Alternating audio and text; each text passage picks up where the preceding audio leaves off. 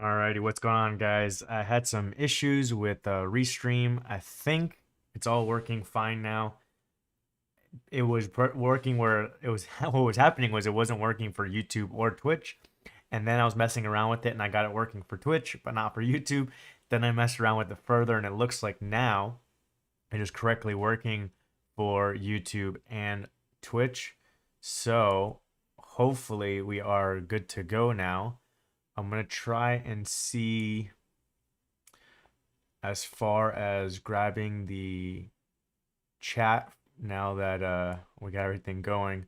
You guys, if you're watching, you can throw something into the chat. I can see if it pops up, and then we can get going. But I'm trying to see if I can pull the Twitch chat into my software. I'm just trying to get the link to it.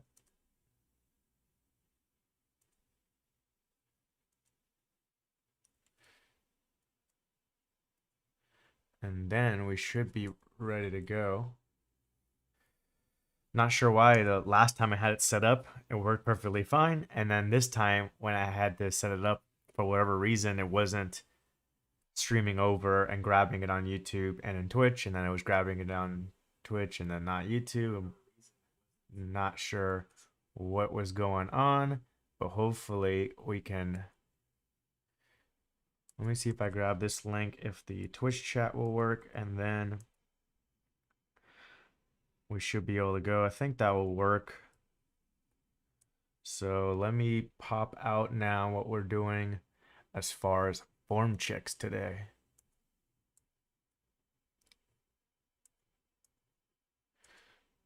So it looks like everything is going excellent condition. No issues. So let me switch over to my computer here and we'll get to it. So anybody who watched the form check video from last week knows how it goes. For those of you who are new here, I'll kind of go over things real quickly. Is we have a Discord server, and on our Discord server, one of the channels we added in there is form checks and more. Like if you want to see RPE or anything like that, then you can throw your videos in here. So people started throwing their videos in here from last week, and so we review them as far as in text format, but also to go a little bit more in depth and kind of show things that we are seeing. I also then did the video from last week. So if you missed that video from last week, whether you're one of the lifters that I reviewed or didn't, you can always go and check that out. And then since then, we've had more lifters throw their videos in there. So I went through, I believe it was yesterday, and I went and answered kind of what I thought for everyone's videos. Actually, looks like it was 2 days ago, the 26th. And so now that we have enough videos in there, we'll go ahead and do a breakdown of it. And it looks like the chat's working since Big Bill McCarthy's in here chatting it up. So what I can also do is, let me see if the link is in the descriptions. So let me make sure that you guys can get to the Discord. Yes, the link is in the description over on YouTube, and then I'll throw that into the chat as well. And so that's where you guys can go and get the get into our Discord, go in there, throw your videos, get form checks, RPE reviews. You can ask programming in our programming section. You can get onto our Position of Power app and join the community there as well. And also, before we get started, to have a little fun, Bill says, what are you going to be for Halloween? So give me 1 second. I have it right here. I was trying to look online on Amazon and stuff like that of what I can get last minute. And there, of course, last minute, there was nothing good to get. Let me switch my camera over. So I had to end up going to a Halloween store nearby. And it's going to be Cobra Kai, baby. So that is going to be my outfit right there. Might have to train some biceps and forearms this week just to get a little bit of extra pump going into Halloween weekend. So that's what I'm gonna be. I was trying to do something that's simple, and so I was looking, Mandalorian, Cobra Kai, Squid Game, those kinds of things, and seeing what's like a reasonable price. I was looking also into like, Joker and that kind of stuff, but it would be too much effort if I had to do anything as far as dyeing my hair and anything like that. So I was like, I'll just go Cobra Kai for this weekend. So now that we've had the fun out of the way, let's go to the serious business over here and let's start doing these form checks. I'll go up to where we left off, which should be the one right before I did the live stream. This one right here from, what a name here. Single at a RPE 8. So let's take a look at the RPE and let's take a look at the technique here. So we'll take a look at the RPE first. And so to me, which I answered to him also in the chat, is it looked harder than the RPE 8 to me because right there going into lockout, it slows down.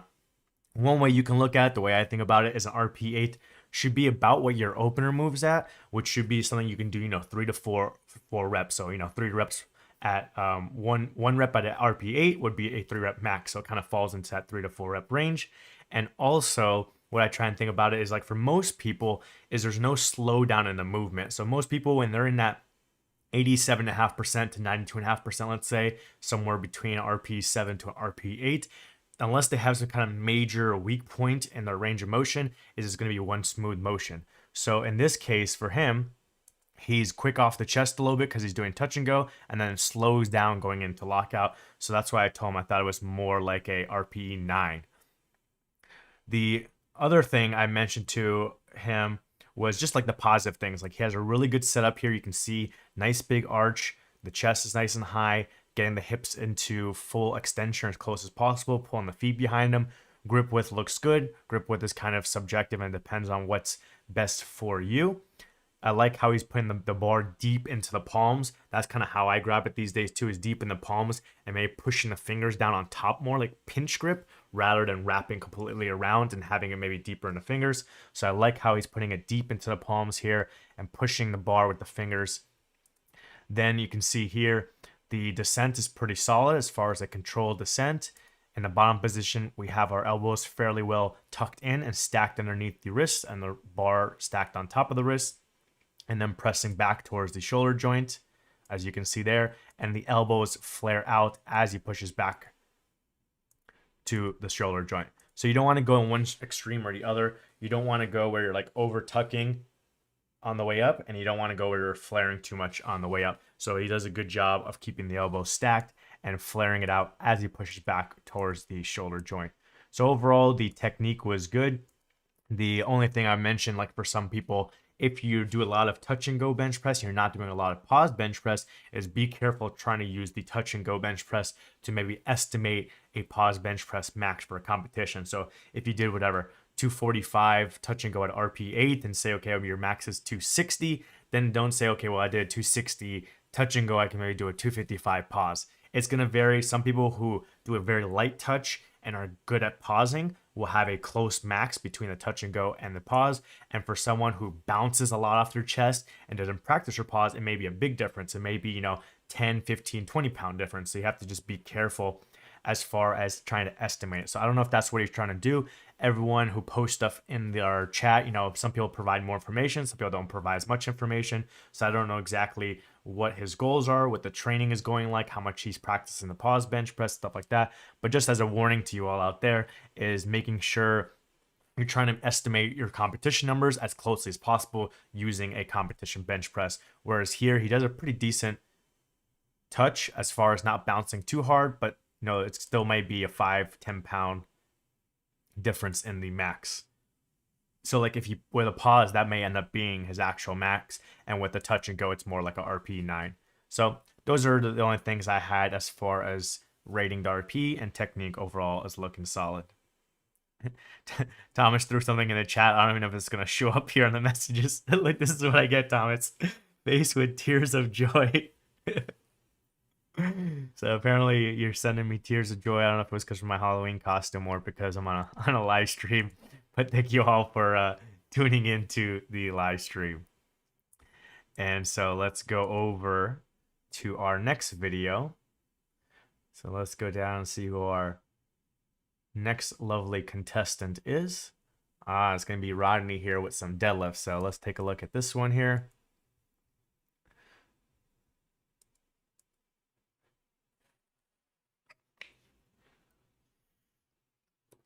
So overall, really solid movement here. Like, we don't have the direct side view, and later on I'll go over a little bit of what I suggest as far as different angles to do depending on what you're looking at. But it looks like he does a pretty solid job here of keeping the spine neutral, keeping the head neutral. And that's what makes for that smooth lockout. If you're very rounded over and your hips are tucked underneath you and you have a lot of flexion in the spine, oftentimes that can make it faster off the ground, but then more difficult lockout. Versus in this case, to keep more of a neutral spine, then it may be a little bit difficult off the ground, but then you're in a more efficient position to bring the hips through and lock it out, and so you get the smoother lockout. The only recommendation I had to him is be careful of the starting position. So we don't have a direct side view, but you can still tell from this view that the bar sweeps back into him and then up. So the bar doesn't go vertically up. The bar kind of comes towards him and then goes up because he's starting with the bar a little bit too far forward, a little bit over the toes. And so it has to move that horizontal distance from the toes to the midfoot. So if we try and break it down here to when he starts pulling. So here is where he starts pulling. You can see how it kind of shifts into him. Not only does the bar shift into him, but then you get a shift of the entire body and the balance point. So the shins are more vertical. The shins are more angled forward. They come a little bit more vertical. The hips shift back. The torso tips over. So his whole weight maybe is also a little bit too forward as far as over the midfoot, and the body is almost going to fall forward. And then as the bar is shifting back, his body is shifting back over as well to hopefully more of a neutral position, over the midfoot, having a good center of gravity, but potentially it could cause him to overdo it as well and then shift too much on the back onto the heels. So that's some of the stuff you have to be careful of, is that little shift in bar position there. So what I would recommend to him is getting maybe more into this kind of starting position right here. So you can see how the shins are a little bit more vertical. You have the arms angling back a little bit because you want the shoulder blades directly over the bar. Hips a little bit higher, but he still has a neutral spine and a solid head position. So just to cover this last bit of distance, he has to focus on going straight down with the bar and the body rather than going forward a little bit. So as we backtrack this a little bit, he bends the knees a little bit more and the bar goes forward. Whereas what he should be doing here is trying to bend at the waist a little bit more and bring the bar straight down. So it's that just a little small difference right there. Because, everyone has a tendency to want to try and be as upright as possible in their deadlift. It's not a squat. You shouldn't be sitting your hips all laid down. And also, just because someone else has long arms or whatever position they can get into to have a very upright torso doesn't mean that you're going to have that same upright torso. Depending on the person, you're going to have a different torso angle, which can depend on whether you're doing conventional or sumo, whether you have long arms or short arms. Even with sumo, whether you do a wider stance, you can get your knees out, or whether you do a more narrow stance and you can't get the knees out. So everyone's a little bit different. So that's where you have to look for those key points in the starting position, which is you want the bar over the midfoot. You want the shoulder blades directly above the bar. Preferably, you want the bar touching the shins. You want to try and get your back into some kind of neutral, maybe slightly flexed or slightly extended position, depending on the person. They're going to fall into some little bit of a range there. Okay. And for pretty much when people do that, vast majority of people I've seen, unless there's some kind of extreme, the hip joint is going to be higher than the knee joint, and the shoulder joint will still be higher than the hip joint. Just the angle and how much of a difference is will depend on the person. Okay. And you want to try and keep your arms as long as possible and locked out. You want to be careful of bending your elbows and pulling with your arms. So your arms are just hanging there, kind of like just hooks. They're hanging there, locked out, and then you're using your legs to drive up. So the only thing is that starting position. A lot of people have trouble with the starting position. And he almost goes into a better position on the way down. A lot of times when people go through the descent, like when you go down to a squat and you go down to a bench press, you can get yourself in a good bottom position. But in the deadlift, since you have to start from the bottom position, you can't go necessarily down into a good starting position on the first rep. But oftentimes if you control the second rep down, then you're going to get into a good position. So here, as he controls it, okay, he drops a little bit at the end, but if he controls it here down, that's kind of right there where his starting position should be as far as knees, hips, and shoulders. At this point, he'd have to just pull the bar into his shins, get those lats tight, maybe get the head position where he wants, and that would be his starting position. But then since he comes down a little bit fast and uncontrolled, then he continues to kind of, bounce the bar, bring his hips down a little bit more right there. And then you can see there, he's brought his hips down a little bit too much. There's not as much tension here in the hamstrings. The arms are a little bit more vertical, where we're supposed to have a little bit of an angle to it. And then that's what causes, as he starts to pull, he's even here getting a little bit more and more upright. That's what causes this little torso change in position right there. So the body's naturally trying to go into a better position of the bar over the midfoot, the shoulder blades above the bar, the lats in a better angle, the tension in the hamstrings, so he's getting that movement there. So you might as well just start in that position to begin with, not waste energy and not get thrown out of position. The other thing here on this rep too is making sure you're getting that tension in the bar. Okay, so it looks like he's kind of like trying to get the tension out of the bar. So what I'm looking at is this position here, how much the bar bends, and trying to pull at the same time. So then you have to be careful of yanking the bar off the ground if you're trying to do everything together. So there he kind of pulls the slack out of the bar and initiates his pull at the same time, rather than first pulling the slack out of the bar, getting as tight as possible, and then initiating the pull. The way I try and think about it and explain to people, as far as like you want to get it as tight as possible in a static position first, is like the example of like your car broke down and you have to push your car. So in the case of people who like to yank the bar and have some like running momentum into pulling their deadlift, it's kind of like if you stood away from your car and tried to run into your car and be like, okay, I'm going to get, few miles per hour momentum going and I'm gonna run into my car. It's not gonna work out well for you. What you would do instead is like dig yourself and wedge yourself between the back of the car and the ground and get as tight as possible, so you're stuck in a static position where everything is tight, and then you push in the ground and slowly build momentum into the car and push the car. So I think of the same thing in a deadlift. You want to wedge yourself in there where your tension on the hamstrings, tension in lats, tension in the bar, everything is tight, ready to explode, and then that's when you initiate your pull and go.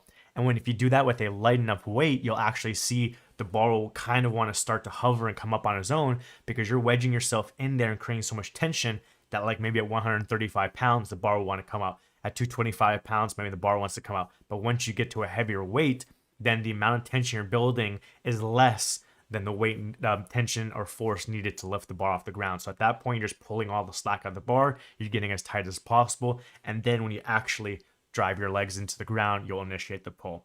So make sure you're not yanking the bar off the ground, and make sure you're not standing 10 feet away from your car and trying to run into the back in order to push it to the gas station. So that's the main thing for Rodney. Everything else there looked good as he practices, which he's already been doing I saw him post on Instagram and tag me, is as he gets better and better with that starting position, he'll get more comfortable with it, figure out how to get that starting position on the first rep, and then get stronger. So we're going to go into this next lifter here. Van Iori. Recovering from an injury, but things are starting to feel a bit better. 123 kilos for one rep. Form is a bit off also, but critique is welcome. So let's click on it and go to Imager, which is one site you can use to put your videos on the interwebs and then be able to share in our group more easily, because Discord only allows a certain size for videos. So you can always use Imager here. So here, pretty good starting position. You can see how big of an arch he has, how much of a decline he's created in the pecs. Okay, good job of squeezing those shoulder blades together. In his case, it looks like he likes more of a wider stance with the knees out and toes out, in order to get the knees below the hips, get the hips into extension, and stop the butt from coming off the bench. Part of this could be because of this bench. If you use a commercial gym bench, sometimes they suck. Like as far as the unrack, you have, a very low spot or a very high spot. As far as the bench, it may be too high or too low. And so maybe this bench also is not very good for him, and this is the best way that he can keep everything in position. But you got to work with what you got. But this is a really good starting position. The only thing that could be a potential concern could be from here as I'm looking is this wrist looks more neutral with the bar deeper into the palm. And then this wrist looks way more bent back with the bar more in the fingers. So in one hand, it looks like he's more neutral or maybe slightly back and the bar is here. And in the other hand, it seems like he's way more back and the bar is here. So you have to just be careful when you grab the bar that you're trying to grab it evenly as far as the amount of flexion or extension in the wrist and also the bar position. Sometimes if people have some kind of previous injury on one shoulder, or maybe if they're currently very tight on one side, like if you're very, you use your dominant hand for, typing and using your phone and driving and doing everything else, then possibly that side can get tighter than the other side. And he's trying to compensate by bending that wrist back more. And possibly if you did a top down view of one elbow tucking in more than the other one. So potential concern there if it's affecting the symmetry of the movement. So you can also see right before he gets started, really pulls that chest up as high as possible. And then if I pause it as well for the bottom position. So here, solid position. And then there really pulls that rib cage up towards the ceiling to really get as big of an arch as he can, as big of a decline in the pecs as he can, shorten that range of motion.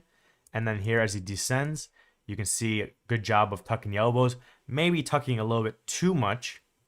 Okay, which could be some of the concerns that I have with his touch and him saying that he doesn't feel like he can control the touch point and how much he touches. It feels like he has to constantly sink it in. It could just be that he's over tucking and it's a little bit harder to control. And then as he presses, good job of keeping the elbows under, flaring back towards the shoulder joint and locking out. So if we look at the actual pause here, the concern I have with him is that the bar is never motionless. So here, as he goes to descend, touches the chest, he continues to sink, and then he presses off of that. So again, it depends on how you're training and, how often you're doing a competition pause versus you doing something like this or like a touch and go or like that you want to practice. But in a competition with a good referee, they're going to let that continue to sink until the bar is motionless, because in that case, the bar was never actually motionless. It's touching the torso, but it's continuing to sink into the torso. So it's not just about touching your chest or your abs. It's about the bar completely stopping in space. So you actually want the bar to be completely motionless or as close as to motionless as possible, and then press. So in this case, they may let it continuously sink, which can make it more difficult for him because it can make a longer range of motion. It can then mess with his arch and maybe just like mess with it, overall tightness of the body and not be able to press off of that. So you may have to look into either one, seeking in faster and getting to that end point and stopping to get that faster press command, or two, working on maybe the wrist position here, the elbow position of not tucking too much, and then trying to do a lighter touch. So it depends on the person, what kind of touch they like. So I kind of break it into two groups. There's the light and tight is what I call it, where people barely touch. They just want to hover, maybe just barely, like you feel like you're touching just a t-shirt and you're not actually sinking it in. And some people feel that way. They can stay tighter, keep the tension, the triceps, the pecs, and everything like that. Get maybe a faster press command if they're not sinking into chest, and then go. And then the other method I call a rest and press. So people that like to kind of like rest it into their torso, let their torso absorb some of that weight, so that they're not having to hold that weight with their triceps and their pecs. And those muscles relax a little bit, and then they kind of press off of that. So it depends on what kind of style you have. Typically, people who have, so Steve Manns here says heaving not a good habit. So that's what I'm saying too, is like people who end up continuously sinking in, like Steve's saying, is not a good habit because the referee might make you wait. And also if you over sink and then try and use your torso and your momentum to pop the bar off the chest rather than using your arms, maybe a referee would call it that you're heaving the bar off the chest using your torso and your leg drive rather than pressing it off the chest with the arms. So you have to be careful about that. So personally, I like to try and go more towards the light touch, or maybe some kind of middle ground where the torso is absorbing a little bit of the weight, but you're also holding a little bit of weight with your arms too and not completely relaxing, and then from the dead stop trying to press.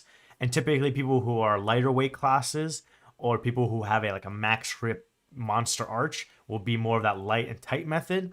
And then usually people who are a heavier weight class or maybe use more of a moderate grip tend to let it sink in a little bit. So you might see some of the biggest benchers, raw benchers of the world that are doing 600 pounds or more rest it a little bit more and then press off of that. They like to rest in their torso versus some of these lighter lifters that have the max grip, the max arch, small range of motion. They're just barely trying to touch their torso, get that press command and go.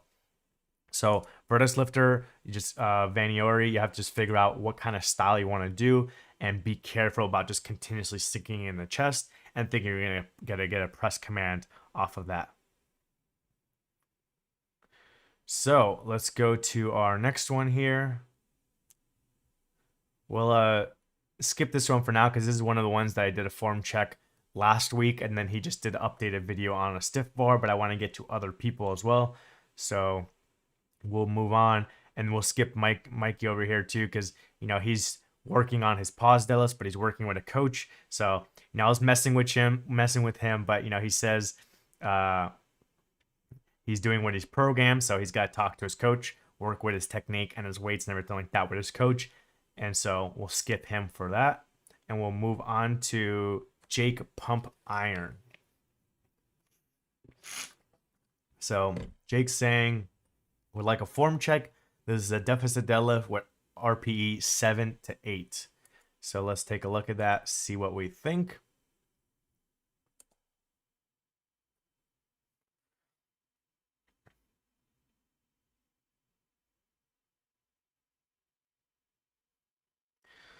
So overall, this looks really solid as well. I already gave him my feedback. The first thing as far as RPE, I'll try and skip here to the last rep that I told him, is I didn't think it was a 7 to 8. Like, that was pretty quick. So if you wanted to put it into a 1 RPE range, I would put it more into the RPE 6 to 7 range rather than the 7 to 8 range, because that looked pretty comfortable for him. I think definitely 3 more reps could have been done, and possibly depending on the lifter and how fast they fatigue, 4 reps, maybe 5 reps could have been done, because it looks like it was one smooth motion, no slowdown. Okay. The other thing I wanted to mention as far as people who like doing deficits, in this case, this lifter can get in a really good position. So if I pause it here again, this is a really good position as far as the joints and the neutral spine. A little bit of flexion here in the upper back going into the mid back, and then a little bit straighter here from the mid back going into lower back. But overall, a really good starting position here. But for some lifters, this may be too much of a deficit. So depending on you as a lifter, your flexibility, whether you're doing conventional, whether you're doing a sumo, you may want to be careful about how much of a deficit you do. For my lifters, I don't give a deficit too often, and I like to stick with conventional. But usually we're looking more at a 2-inch or 5 centimeter deficit. We're not trying to go into the extremes of like a 4-inch or 6-inch deficit, because it can change the movement pattern too much, and it can be very difficult to get in a good position in that bottom position. But for this lifter, they can get a pretty solid bottom position here. The only thing I saw is on this first rep right here, you can see the bar and the weight kind of shift forward. So he goes a little forward right there. So it looks like maybe on the first rep, maybe it wasn't as tight and wasn't in as good of a position, and it pulled him forward a little bit. But as we go into the next reps, he gets in a much better position. So if we look at this next rep here, so this position, you could see that like the bar is going more straight up and he's not being shifted forward. So again, similar to like kind of like what Rodney, as far as finding your balance and not having too much of your weight in front of the bar or not having too much of your weight behind the bar. And that in this case, maybe he just had too much of the weight behind the bar and wasn't as tight, and the weight kind of pulled him forward. And on the second and third, he found a better position and had a much straighter bar path and less movement from the beginning. So it's just kind of figuring that out. And with the deficit, it may feel different than your conventional or your comp deadlift. Your position as far as how much your shins bend, how much your hips go down, your torso angle may be different, because now you're throwing that deficit in. You're going to need a little bit more of a mobility. You're going to have to go a little bit further range of motion as far as sitting down. So you may have some more hip flexion, some more knee flexion. So in this case, may have just started in a weird position there. But overall, other than that, really good as far as maintaining a pretty neutral spine, and the spine stays rigid throughout the entire range of motion. It's not breaking down under load throughout the range of motion. And like I said, I put it more in the RP 6 to 7 range. So depending on what he's doing for programming, he could potentially progress further and add more weight and challenge himself some more, see if he can maintain technique, adding some more weight here and seeing if he can get more into that RP 7 to 8 range. So we'll go on to the next one. See who we got.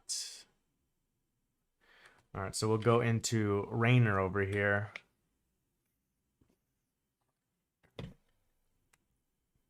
Just wanted to throw this comment in there. I mean, it seems like a lot of people these days have some really good equipment.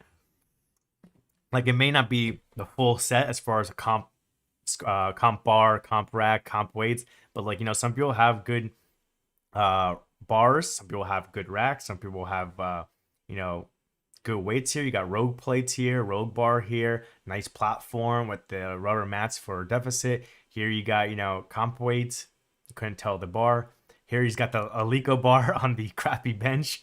And then Rodney, of course, here's got, looks like a Rogue bar and Titan plates and everything like that. So things have changed these days from, like, you know, when I used to go, LA Fitness is where I started my powerlifting days, and even like at a university gym at the Florida State University, it was like, you know, crappy bars with crappy knurling, crappy plates. At LA Fitness, they don't have round plates. It was like the 12-sided plates, so like, you know, you're deadlifting at a deficit.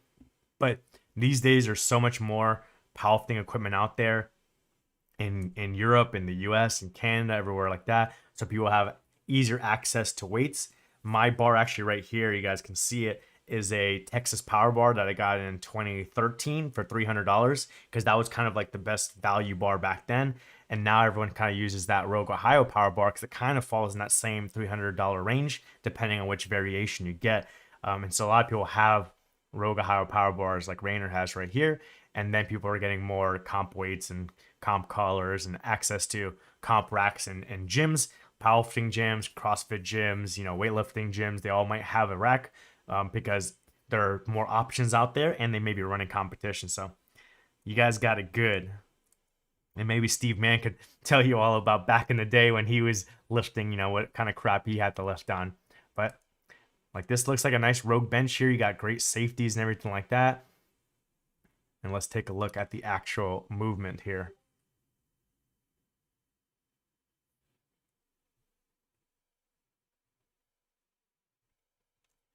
So it looks like a very explosive lifter here as far as trying to really press off the chest and really drive those legs. It looks like someone fell on him too. So as far as the starting position here, let's see if we can open up this and so we can do some pausing of the videos.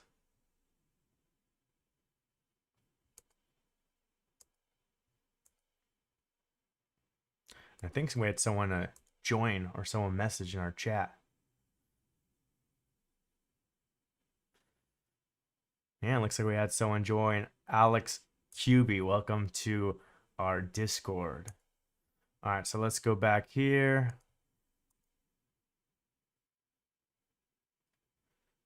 Let me see if I can maximize this so you guys can see a little bit more clearly. And let's look at the starting position first.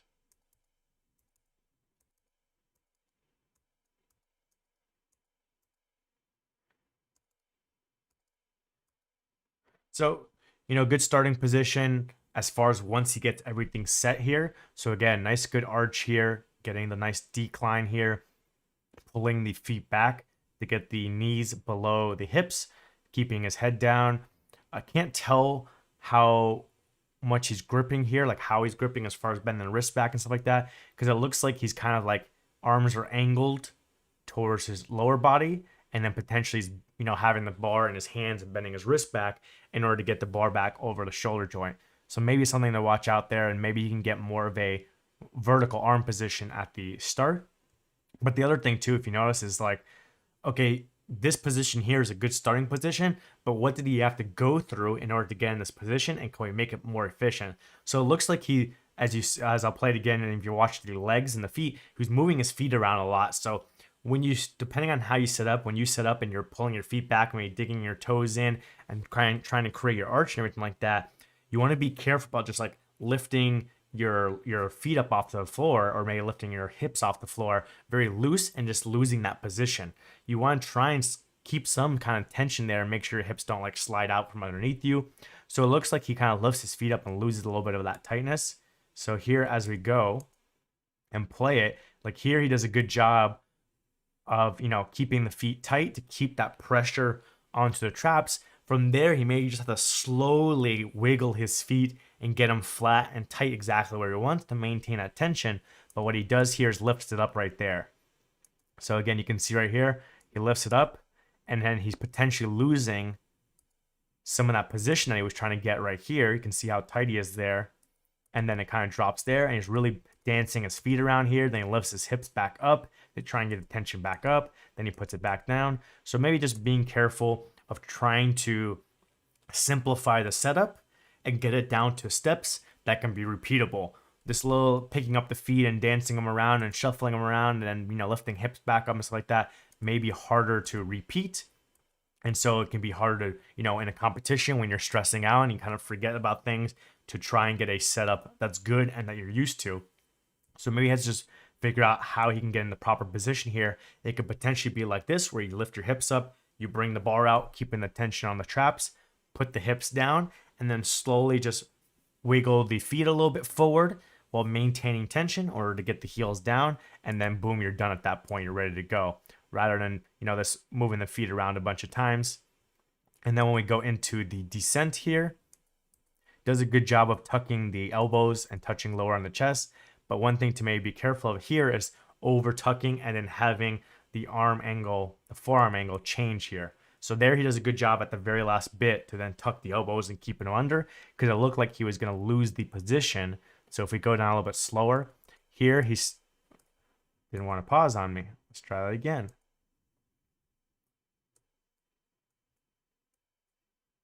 So we'll see if we can do it in bits. So here, he's tucking his elbows good, but you have to be careful of, I'll kind of show it to you, is as you're going down to not start turning that way and dumping it and then trying to get it again. So it looked like he was going to dump it, and then he did a good job of tucking the elbows again. Let's see if I can get it to. So right here, it looked like he was going to maybe start shifting and angling the forearm toward the lower body. And then he did a good job of here, before he loses it, was tucking the elbows in right there. So good job there as far as the bottom position.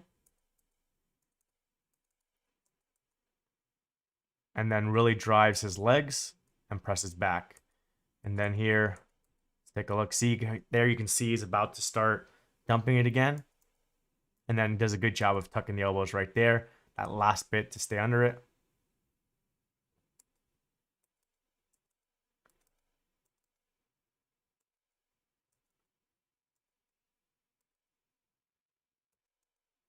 So pretty solid. The only maybe some minor things to focus on is losing a little bit of tightness on the pause, and maybe he's actually doing it on purpose to kind of like loosen his body a little bit to be able to get that bigger leg drive and get more of an explosive look. So leg drive isn't about necessarily doing it right at the press command, and it's not necessarily about seeing the body move, because if you are changing your position, okay, then your energy or your force that you're driving with your legs is going into changing your position. So if you are changing your vertebrae and changing your arch as you're driving your legs, then the energy is just going into that change of position. Whereas if you stay as tight as possible, okay, and maintain that leg drive is going into maintaining your arch, maintaining that tightness, maintaining the position you want as far as the pecs to press from, and then you're pressing. So you don't want to try and get like relaxed. So as you see here, as he goes down, here he goes and touches, and then he starts relaxing a little bit. So let's see if we can go a little bit slow-mo here. So here he's descending.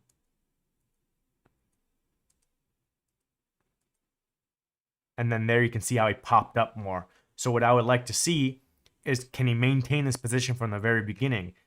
Drive those legs, okay? Engage those glutes, keep those hips high, keep that torso high the entire time, rather than having it lower here and then pressing it up afterwards. Oh, didn't want to do it. So the difference between here and maybe here.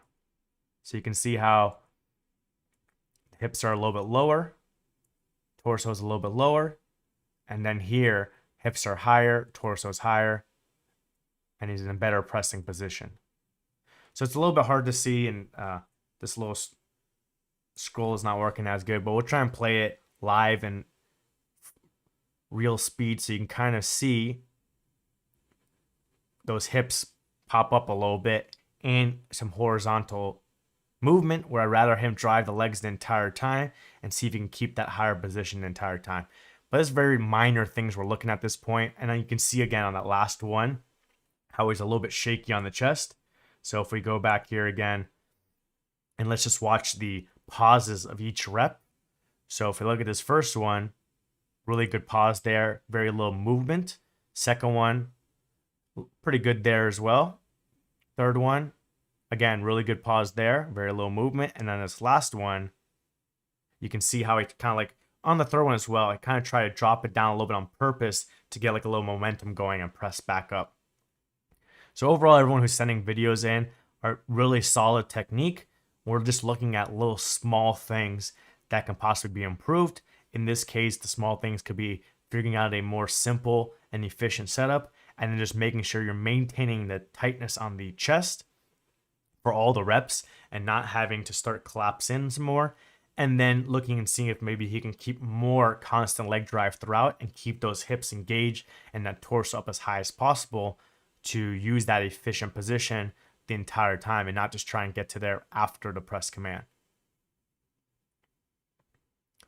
Overall, pretty solid bench there. And, you know, you can call that a RP 7.5 or so. Let me see what he had put. Let's go back to form checks. And let's go find it. So he didn't put any info. Okay, he said RP 6. So I don't know if I'd call RP 6. I mean, again, it depends on, you know, the lifter. Let's watch it one more time and see if it looks like an RP 6.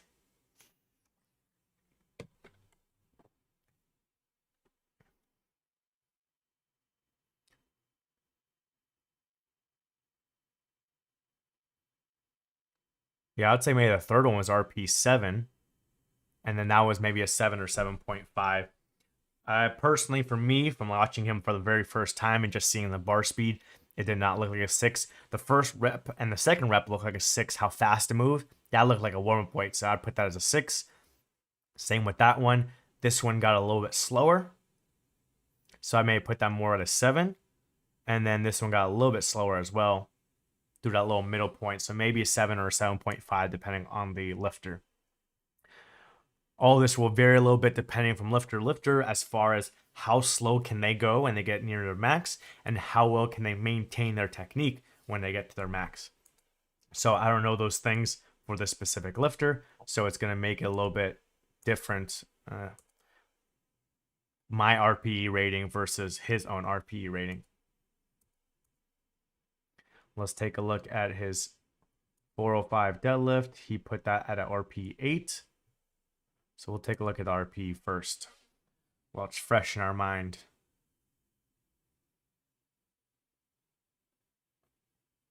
So I also wouldn't call that an RP 8. Quite a bit of struggle off the ground and the hips shooting up. And then a little bit of slow down as well going into lockout. Let's watch it again.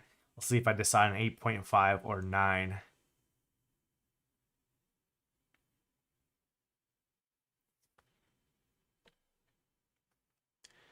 I'll maybe go nice and call it 8.5 just because it slowed down into lockout, but just the way he's built and everything like that, it seemed like it wasn't too much of a struggle on the legs to get the hips through and the bar up. So I'll go, I don't know, we'll give him 8.5. We'll be nice to him.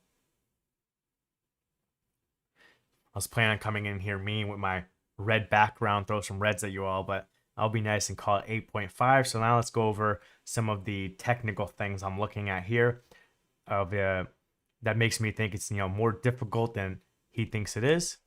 So here, let's try and find the starting position.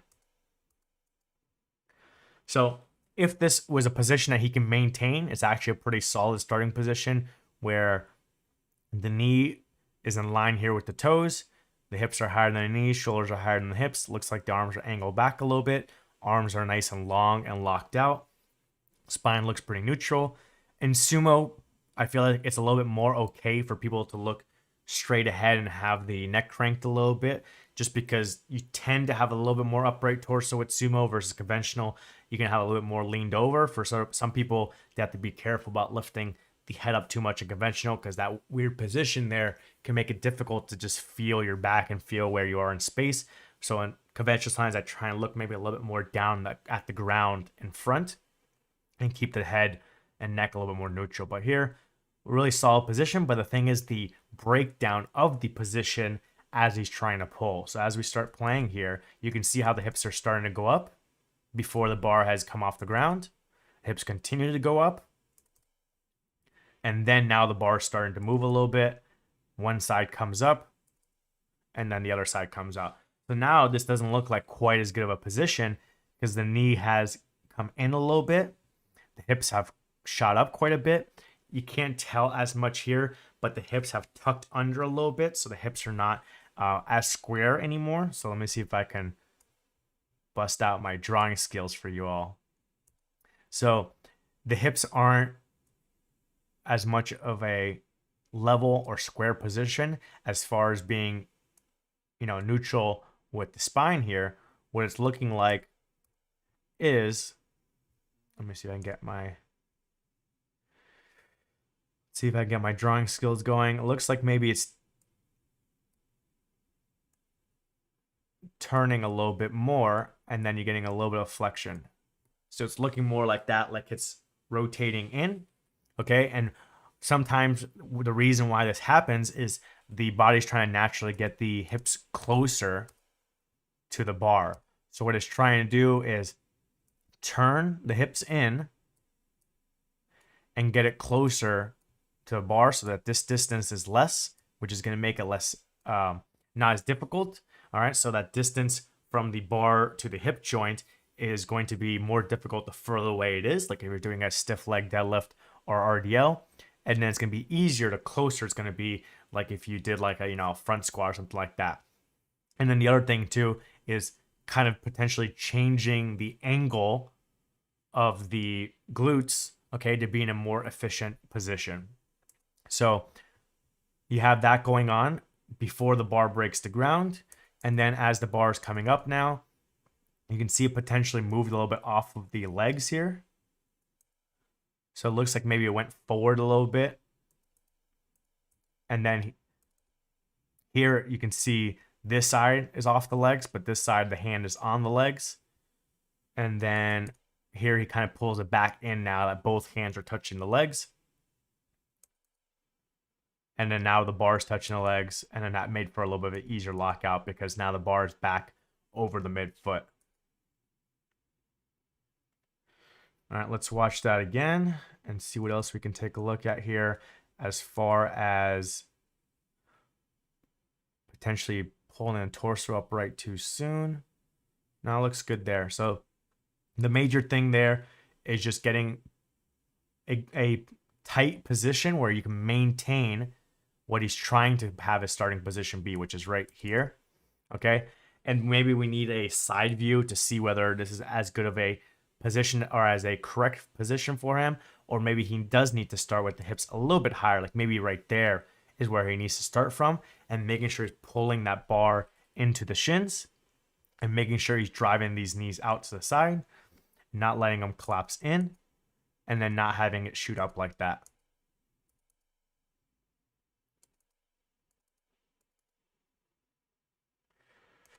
Just making sure he's not trying to rebend the knees or support the bar in the thighs, but looks like he does a good job of fighting that. So release that starting position. Maybe one thing that he can also work on, testing out if he hasn't done it before, is the toe angle.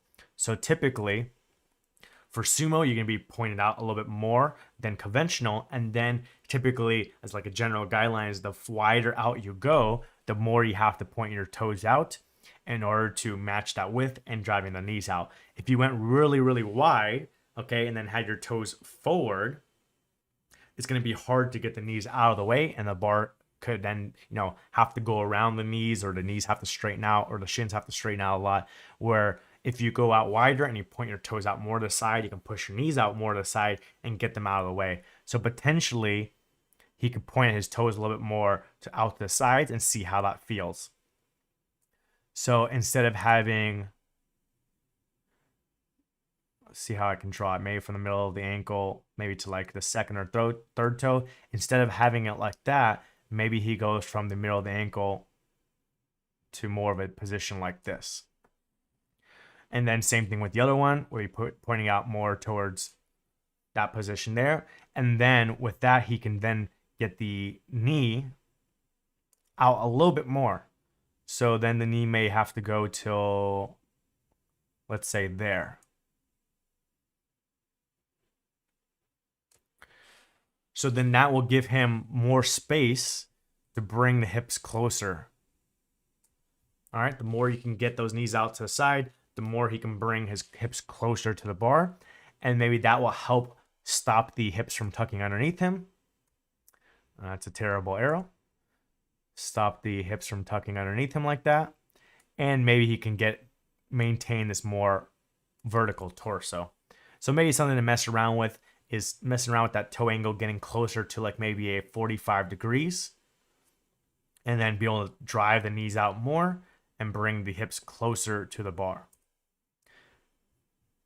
And if he's tried out before and it's the same thing, then here's just working with weights for quite a bit of time, where he can maintain the knees out, maintain the square hips, pull the tension as much as he can out of the bar to have as tight of a starting position as possible, ingrain that proper motor pattern, get stronger in that position of those square hips and the hips being farther from the bar, and then being able to maintain that position with heavier weight.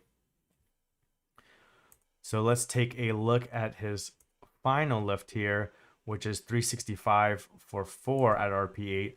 We'll take a look at the RP and also see whether he has better technique with the lighter weight.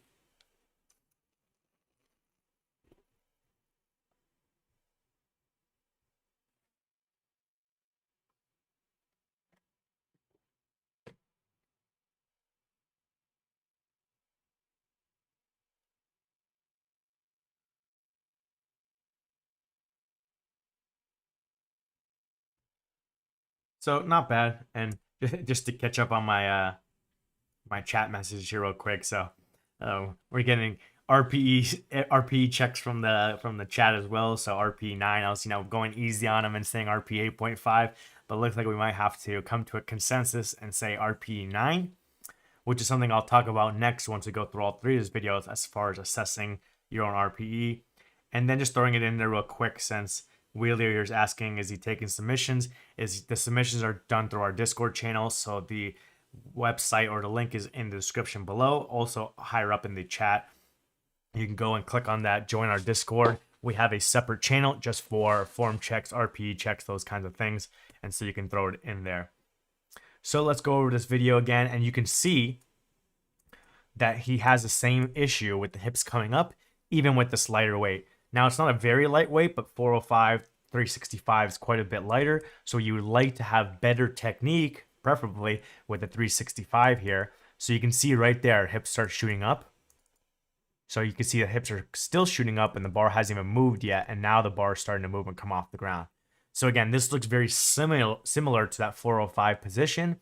Now with 365, and this is the first rep. So at least that looks smoother because obviously it's a lighter weight. Then he goes into the second rep here. Again, knees are collapsing in. Hips are coming up. Pretty smooth going into lockout again. Go into the third rep. He's doing a little bit better job at this point to keep the knees out. You can see the knees kind of like shaking a little bit because he was trying to fight that coming in. And then here again, they start coming in a little bit. And then hips are a little bit higher here and tucked underneath him. And now we go into the final rep here. Again, it looks like he really dropped his hips down and drove his knees out, but maybe sat down a little bit too much. And so there you go. Hips start coming up. Knees start coming in. Bar hasn't even moved yet. And then there.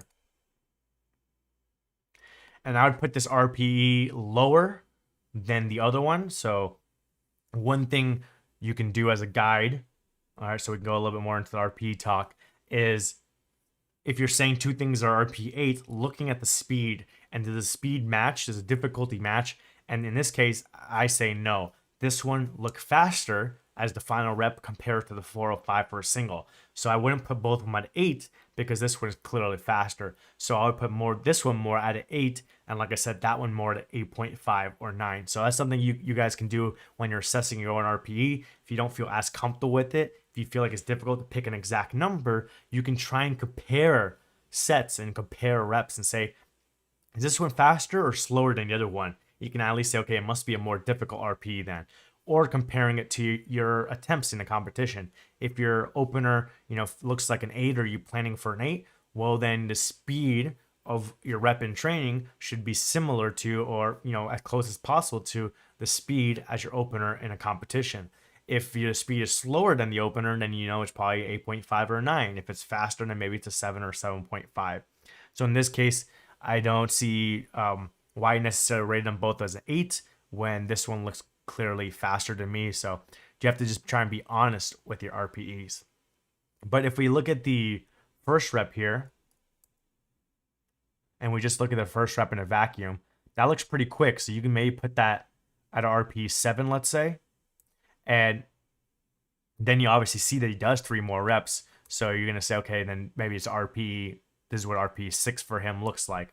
But the thing also to then think about is that in this first rep, where it's RPE 7, 6, 5, whatever you want to call it, the form is already breaking down. So we already have issues here, if we play it again slowly and go step by step, where he's trying to start in this position, which is probably, and if we get a side view, we'll see it better, probably a bad starting position for him, and not the starting position he needs to be in for potentially a couple reasons. One is potentially he needs to have a more vertical shin versus here where he's trying to angle it forward a little bit. So by angling it forward a little bit, he could be potentially pushing the bar forward a little bit, and then also sitting the hips down a little bit too much. So everyone wants to sit down their hips a bunch, and what's going to happen is that there's no tension here in the hamstrings. And then the other thing that happens is the arms come too vertical, the shoulder blade is behind the bar, and you're not going to be able to pull a heavy weight in that position. What's going to happen is with enough weight, the shoulder blade is going to shift until it's aligned above the bar, and then the hips will come up to obviously match that position, and then you'll get more tension in the hamstrings, you'll get a more vertical torso, and then the bar comes off the ground. So again, as we play this slowly, okay, here the bar still hasn't left the ground, but let's just take a look at it now. Now you can see this nice vertical shin.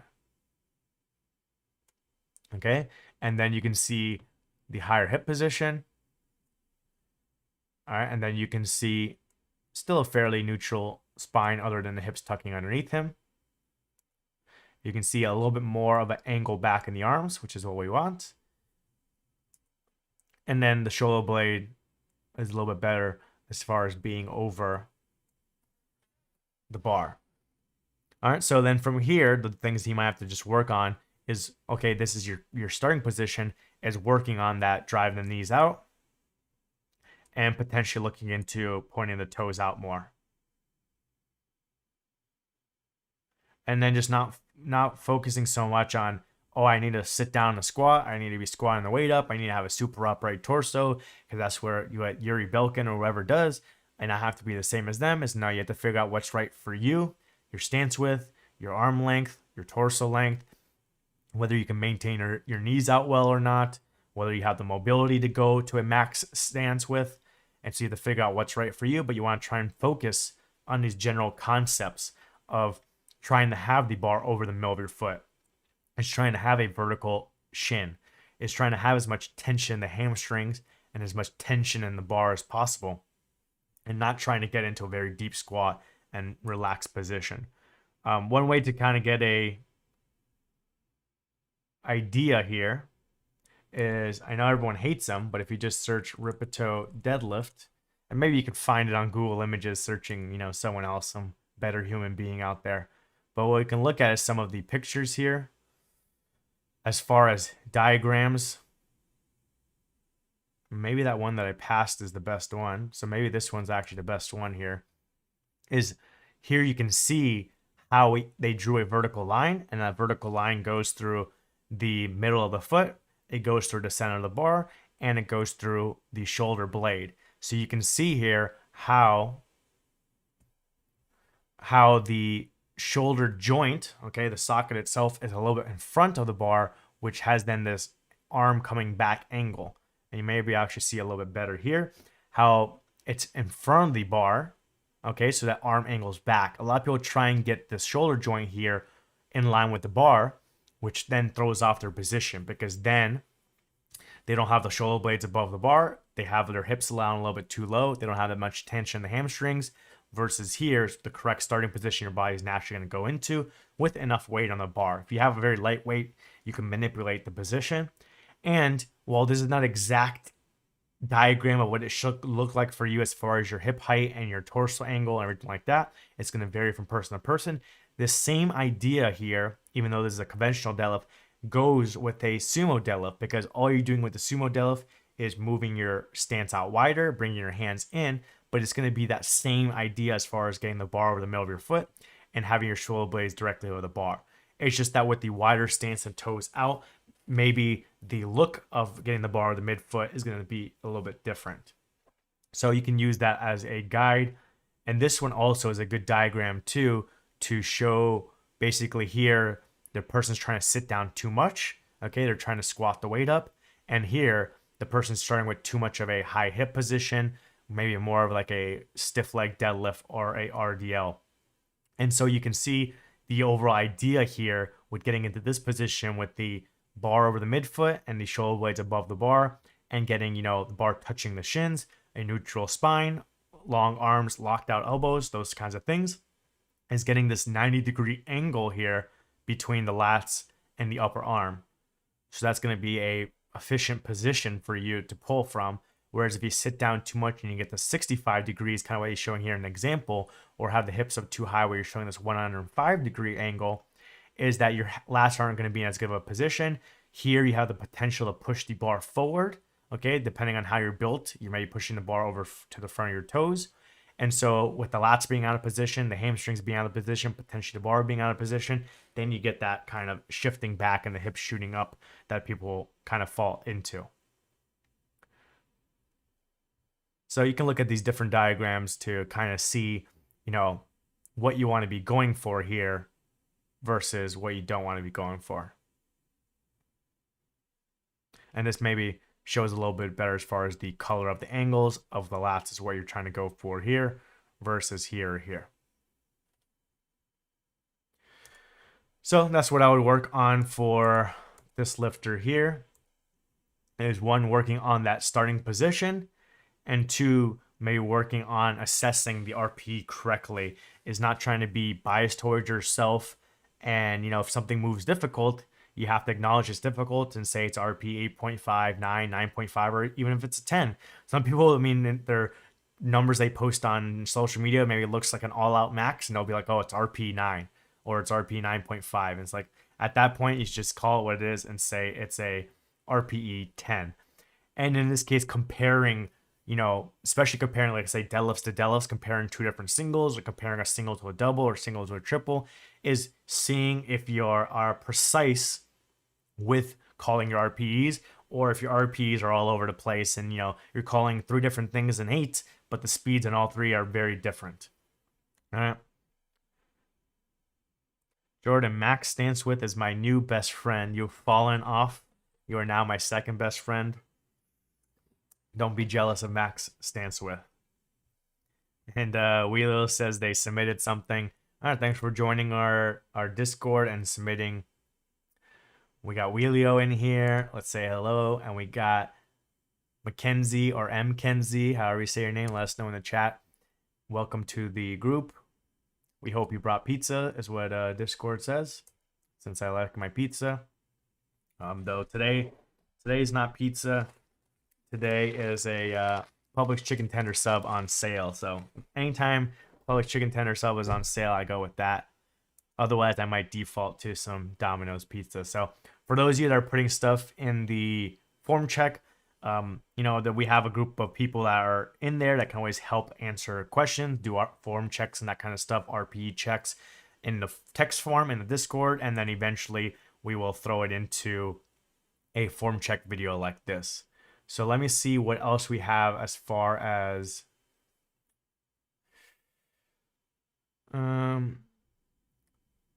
we did Rainer's bench and the 2 deadlifts, and then it looks like everything else is from today after I started. So I'll save these for next time. So 1, 2, 3, I'll save these and whatever else comes in this week for next time, because we are already over an hour long with our form check. And the last thing I want to go over is someone here asked, let me see if I can pull it up. Where's the person asked it? Here we go. As far as for future submissions or just in general, people are filming, is what's the preferred angle for filming for each of the big 3. And so part of this depends on what you or what your coach or whoever's analyzing is trying to look for. Since there are some things you can see only from certain angles, or some things that is easier to see from certain angles. So it depends on what you're trying to look at.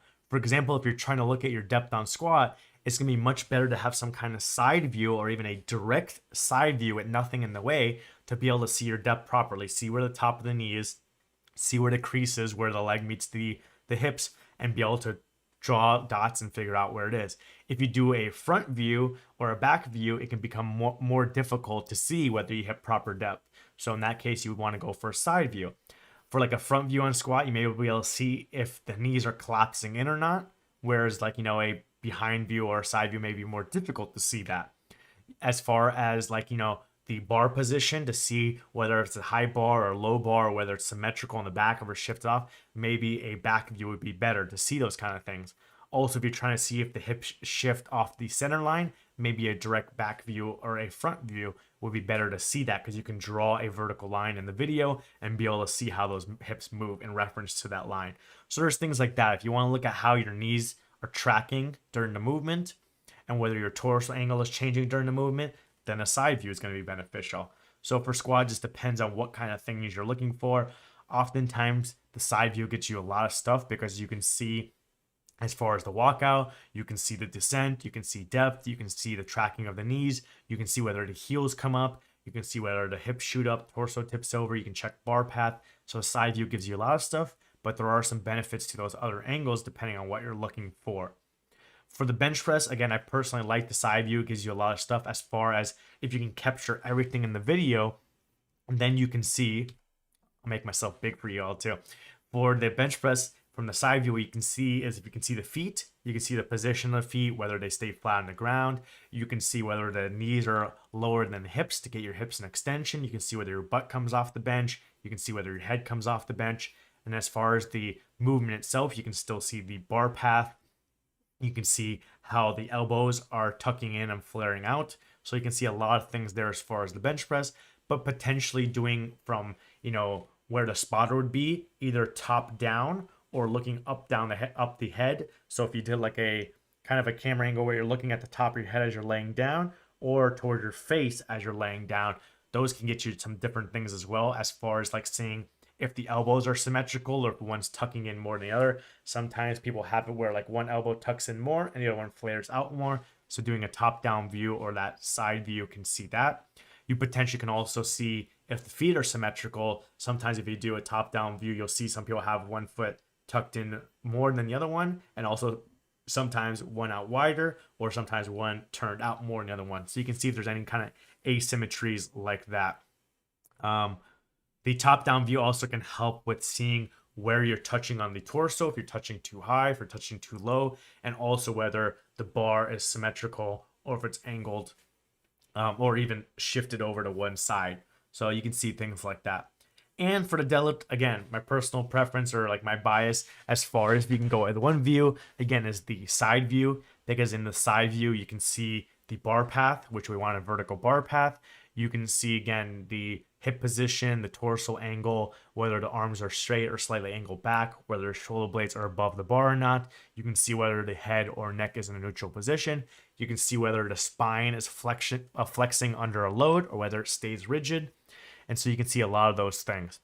But again, potentially a front view can see things for both conventional and sumo if like the knees are collapsing in or whether they're staying out properly, the toe angle like we saw with the sumo, whether the toe angle is in line with the toes and whether it potentially the toes can be pointed out more.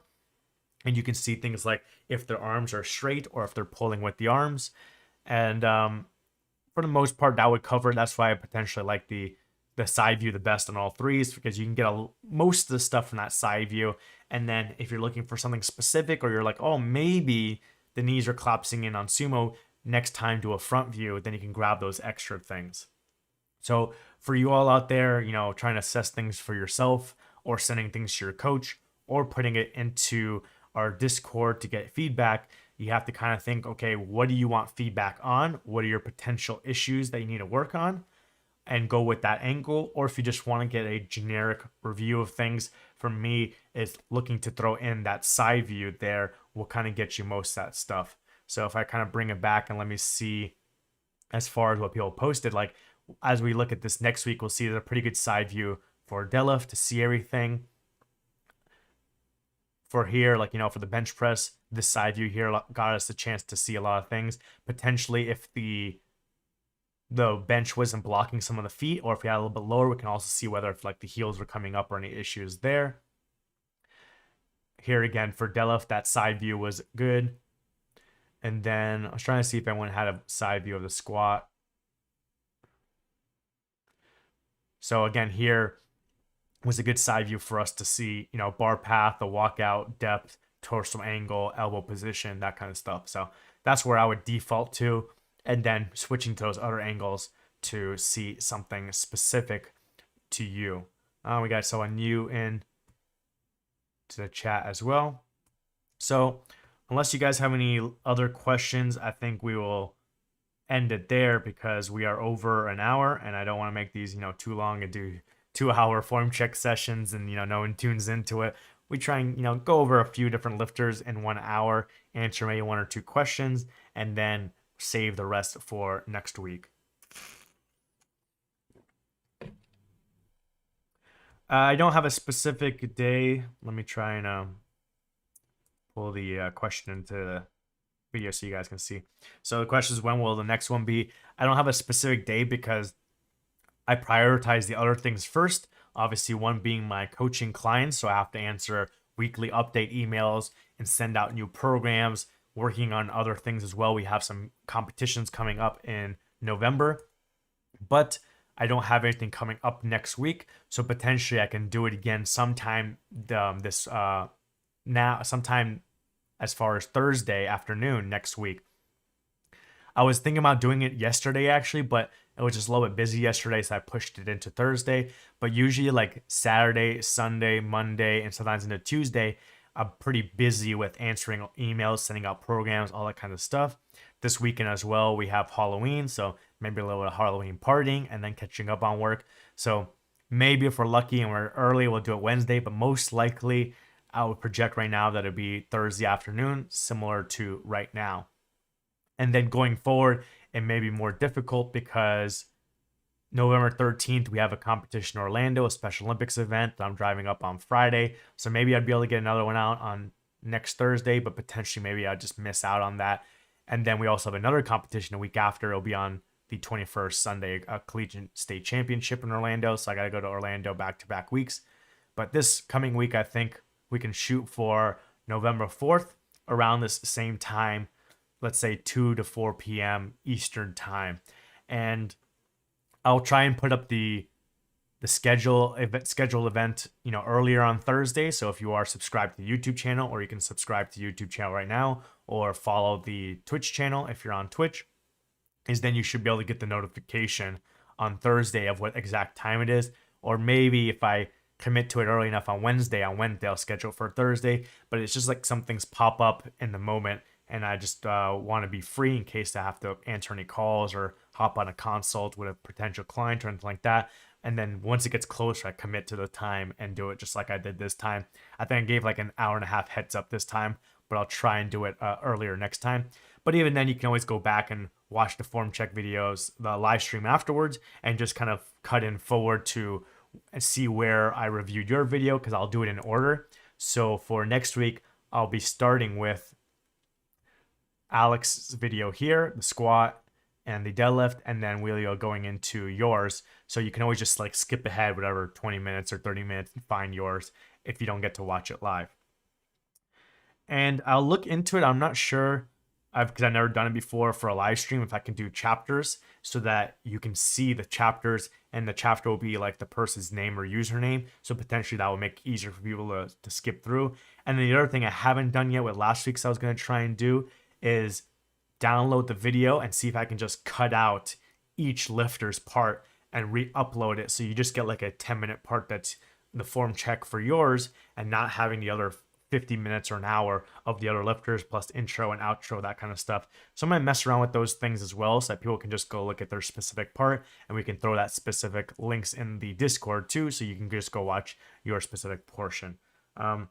So I think that's it. I think we'll shut it down there. Hopefully that answers your questions. Hopefully you all had fun, and join our Discord. You can go and help other people out too. If you feel you're experienced, you can help other people out with the RPE checks or any form checks before it gets to the live stream, and just be part of the community. You can hang out with us in the general chat, talk crap like we do. And I'll end it there. Thank you all for coming, and I'll check you out next week in our next form check live stream. Bye.